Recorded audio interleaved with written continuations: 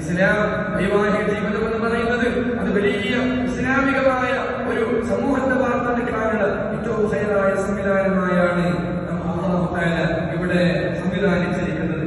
അതുകൊണ്ട് ആ കുടുംബ ജീവിതത്തിന്റെ മഹിമ നമ്മൾ മനസ്സിലാക്കണം. രണ്ടാമത്തെ പറഞ്ഞു സഹിഷ്ണുത. ലോകത്ത് സഹിഷ്ണുത ആവാനും അല്ലെങ്കിൽ ആ ഒരു ദിനം ആഘോഷിക്കുന്ന ഒരു സമയമാണ്. ഏറ്റവും വലിയ സഹിഷ്ണുത വേണ്ടത് നമ്മുടെ കുടുംബത്തിലാണ്. നമ്മുടെ ഭാര്യമാരോട് നമ്മുടെ മക്കളോട് ഏറ്റവും നന്നായി പെരുമാറുക